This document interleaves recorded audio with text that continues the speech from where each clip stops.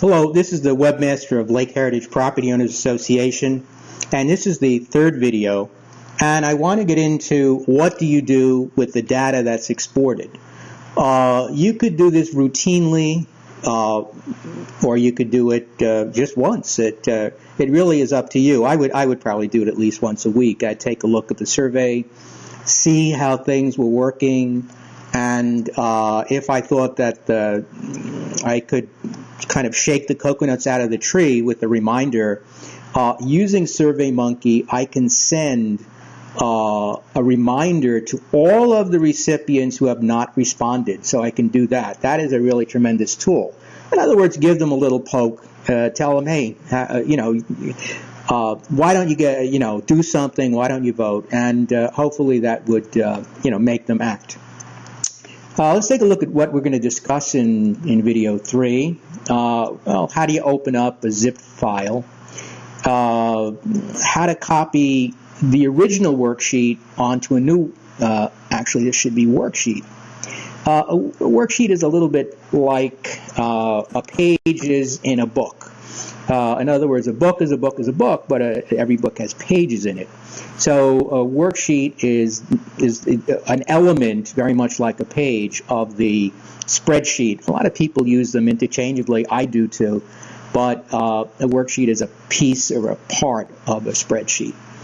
I'm going to delete immediately all unnecessary columns and use some common Excel tricks to reduce the column size and the content. None of these tricks, incidentally, are super duper. They're not, whoa, look at that. But they're all good because you're dealing with a very chaotic mess the way it's exported. We are going to measure or count the number of responses.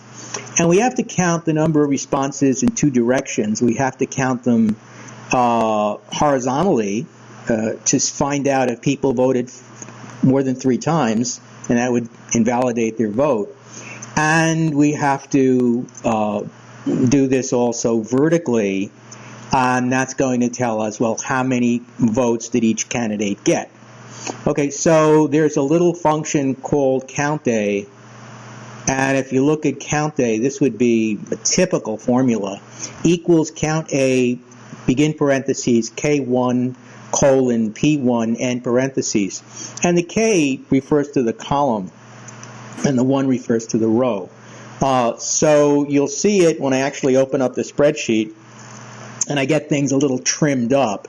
Spreadsheet in this way is a really ugly thing. It's very chaotic.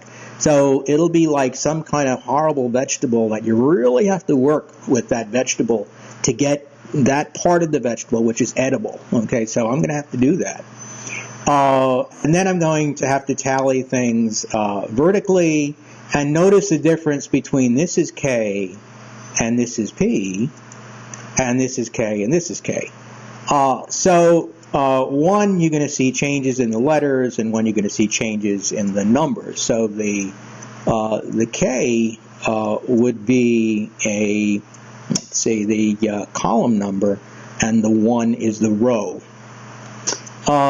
Next, when we're done with this, and we really have a pretty good handle on the election results, we do have to deal with write-in candidates. So I'd probably pull some tricks to separate the write-ins. I doubt that they would have any bearing on the election, that anyone's going to have a significant amount of votes, but I can't not go through the process. I can't just ignore them. And so because someone can write anything, whatever they wanted, there's a very, very good chance that we won't even know who the candidates are. We will, of course, know who every resident is, every member in good standing over the age of 18 in the association is, but the Mickey Mouse isn't gonna cut it, and sometimes you get people that fool around, and you might get that, not too much. In fact, you get very few write-ins, and given the voter write-in possibilities, greatly complicates the process. Without write-in, the ballot of and corresponding data would have been much less complicated. The instructions would have been much less complicated in terms of directions, and the tally results would also have been less complicated. However, those are the rules. In other words, we had to do this. There was no way around it. Okay, so let's take a look at our file. And I'm going to right mouse click it. I already have an application to open up zip files. They're free and almost free, semi-free. And I'll just click on it, really. And there's a thing called NCH Express Zip. I'm not using it for commercial reasons. It's home use, so I'll click on that. Now, what I really want is the Excel. CSV is kind of an Excel light. It's comma-separated value. I could work with a CSV, but why? Since the Excel is going to be the same, only, much easier to work with. So I'll do this. Now, of the two files, it's really the Board of Election Directors 2018-2019 election. This is what I'm going to work with. Now, it's going to be a really, really ugly, chaotic mess when I open it up for the first time. So trimming this up is going to be the key. How do I do it?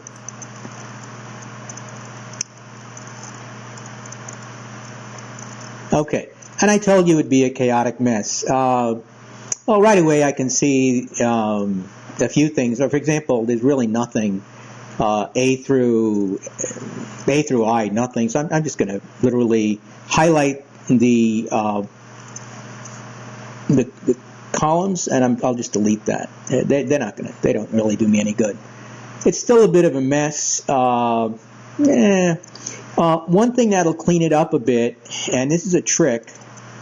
I see that that when you vote, you actually vote for an image. Talk about, wow, superficial. That's the way they set it up. If I put an image in the checkbox, you really vote for the image. You don't vote for a name. So how do I get rid of that? And that's a lot of space in this spreadsheet. And just getting rid of that is going to do me a lot of good. Well, there's a little trick. I'm going to go to replace. I'm going to put it in here. And I'm going to replace this with absolutely nothing. So in other words, it'll just make it, oh, no, I made a mistake. Let me highlight everything. So I'm doing everything. And I'm going to replace. And I'm going to replace this with all. 52 replacements. But it's 52 replacements with only 24 votes. Okay, so the JPEG is not going to serve any reason whatsoever. That was the format of the photo. So let me, once again, when I click in this corner here, this kind of corner here, it highlights everything and everything is up for grabs. Let me get rid of that. So I'm going to do another replace, put in JPEG, and replace it with nothing. So, and they all went away. And now it's starting to look pretty good. Now it's much more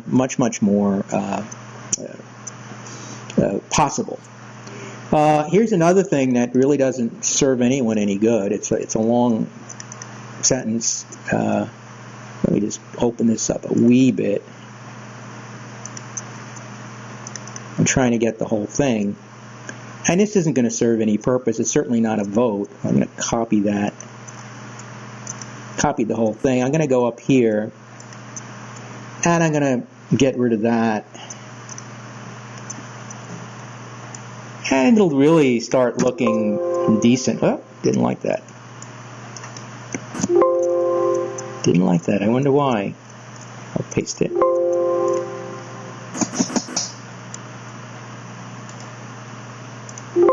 Okay, I have to find out what was wrong with that. Now, that was, let me copy this again, highlight it, right mouse click, copy. I'll do it twice. Sometimes it helps to do it twice. Let me go back to all.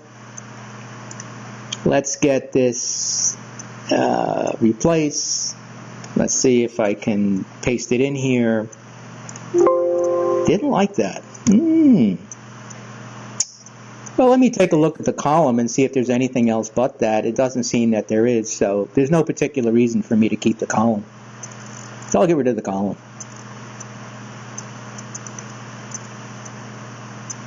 And, whoop. Well, I made a mistake, but we can always go back.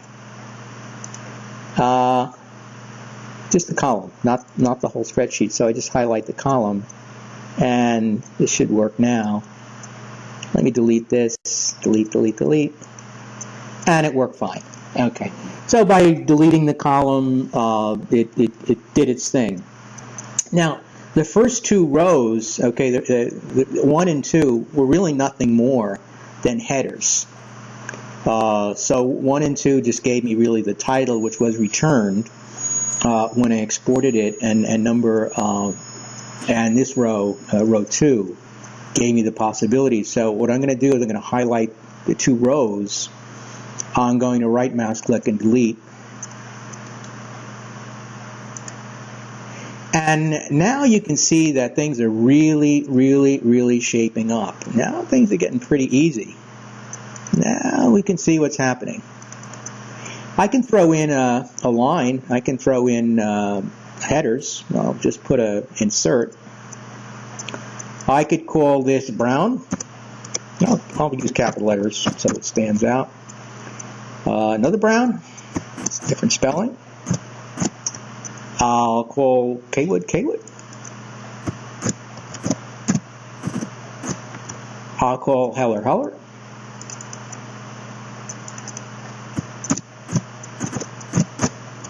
Vogel. Oh, Hellier. Vogel.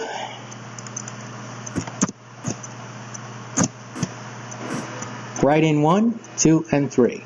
So this will be write in 1, write in 2,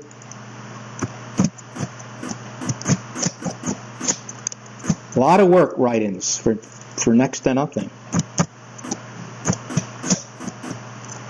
Write in 3. Okay, at this point in time, you can see that everything's really cleaned up nicely. Michael Kwood right now, for whatever reason, is a hyperlink. Let me get rid of that. Remove hyperlink. Sometimes they just, who knows why they do that? They do. I don't even know.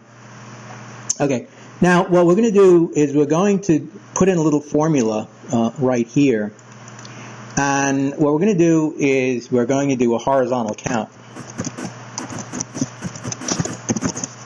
And the reason we're going to do a horizontal count is because we have to see that people didn't vote for more than 3 candidates. If I see more than 3, I have to delete their row. Okay, if I see more than 3, I have to delete their row. They essentially have been disqualified. Now, the formula I'm going to use here is count A. And what a count A does is it's going to count how many times a cell is filled between A2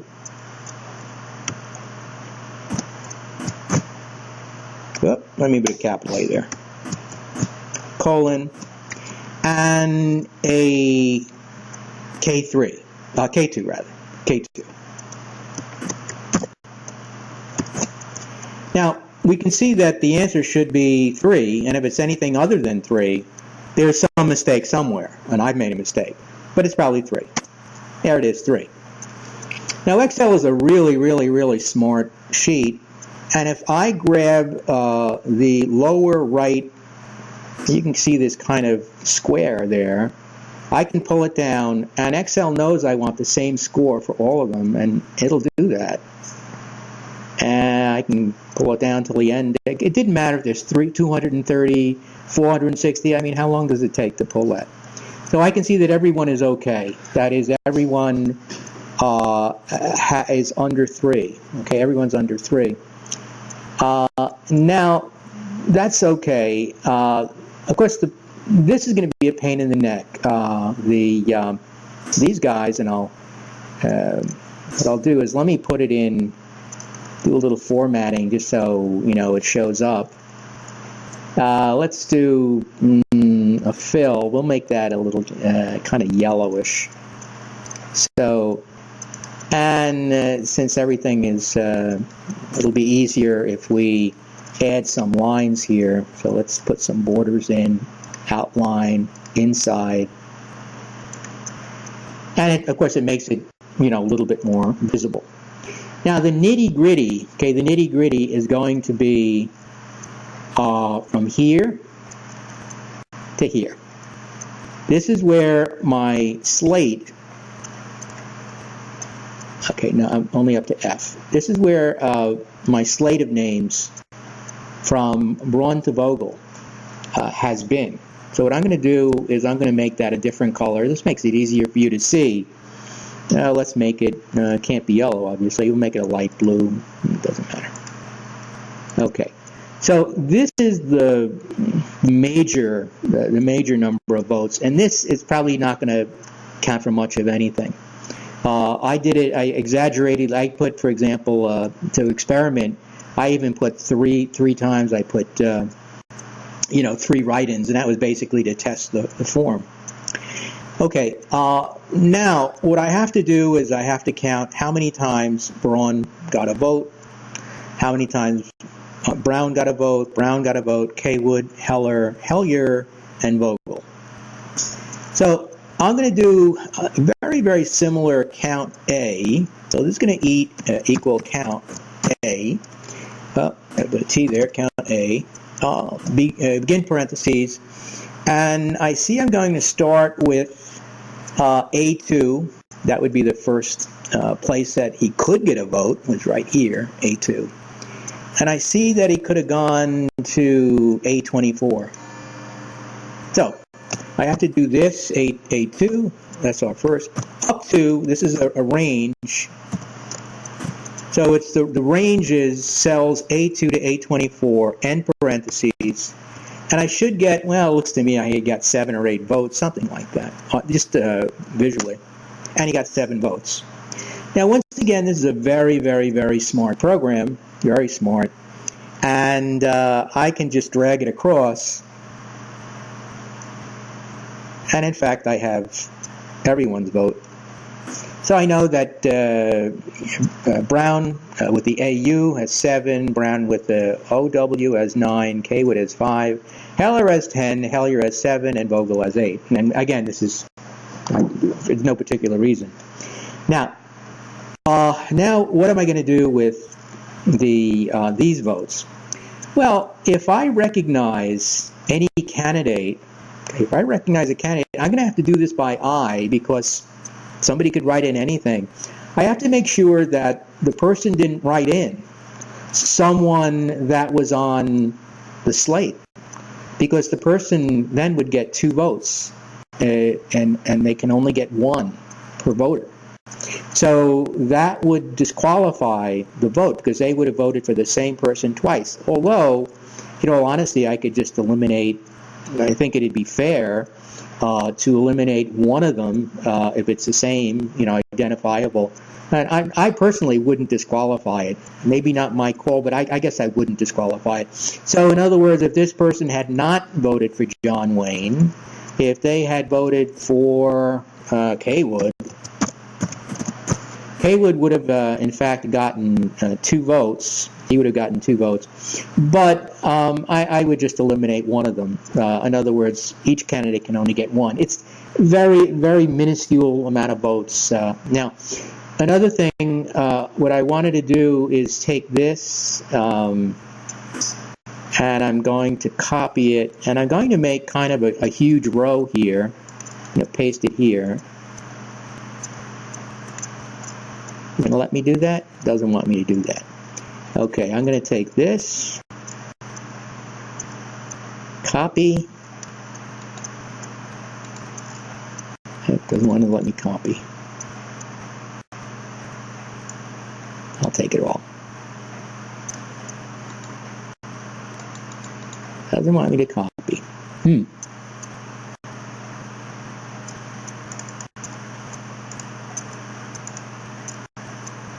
Okay, I don't need this anymore.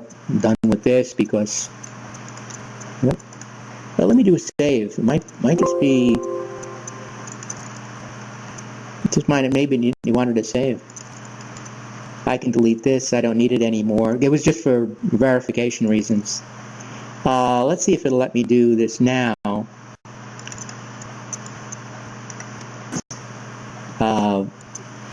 You'll see what I'm doing in a minute. I'm trying to get back here nice and even.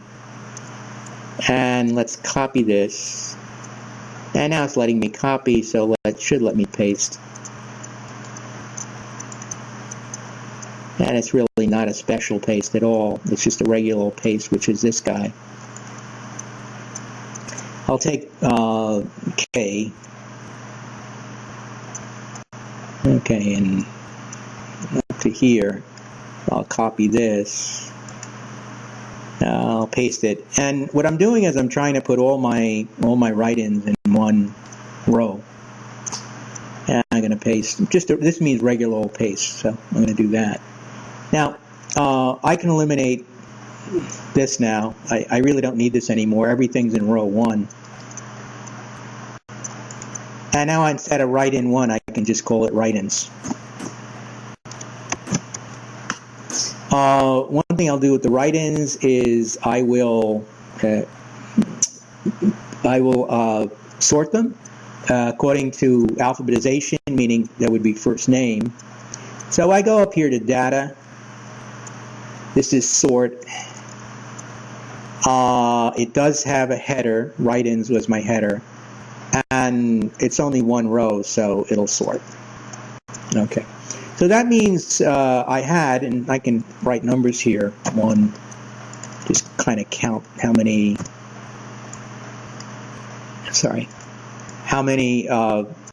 candidates did I have. I had, in fact, 18. And I'll look and see if I can recognize any member in good standing of the Lake Heritage Property Owners Association. Carol King isn't. Kaywood is, and okay, the numbers no longer match. Okay, so we don't have to worry about Kaywood there. So I will get rid of this. Carol King isn't. I'll get rid of all of these guys because John Wayne really isn't a member of the Lake Heritage Property Owners Association, so get rid of these guys. And shift them, doesn't really matter. I do recognize Roy King.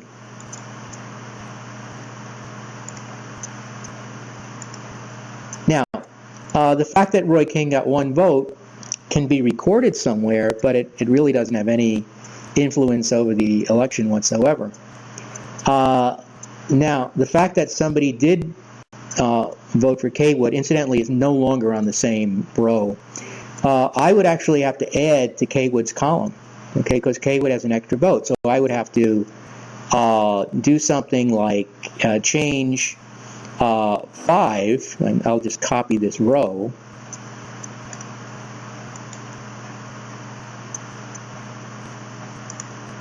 And I will go down a row. And plain old paste is this. And Kaywood actually has an extra vote. So it's not going to be that. It's simply going to be the number 6. And so Kaywood goes up by 1 vote because someone wrote him in. Okay, somebody wrote him in. And so what it is the Brown, spelled with an AU, has 7 votes here. Let me put this in a different color. Let me put this in red because this is the last of the formatting changes. I'll put it like in a kind of a salmon. So Brown would have 7 with an AU. Brown with an OW would have 9. K would have 6. Heller would have 10. Hellier would have 8, and Vogel would have 8. So if I had to pick the top 3, the top 3 would be Heller, top scorer, Brown. Now, here is 8 and 8. This clearly would be a tie, but don't forget this is a hybrid election, meaning that they would be print ballots. So it's very, very likely that the print ballots, once they're entered into this, would in fact change the election results. We never did have the third and fourth candidate get it exactly even number of votes. If that happened, there would have to be some sort of runoff. But I don't think historically we ever ran into that predicament. So with that, I'll end the video, and that's pretty much how you have to crunch the data, how you have to manipulate the data to tally, to have a tally. Clearly, there are other ways. I went a little quickly. I do a lot of work with Excel, but I think it gives you some understanding. So let me stop the video now, and thanks for watching, listening.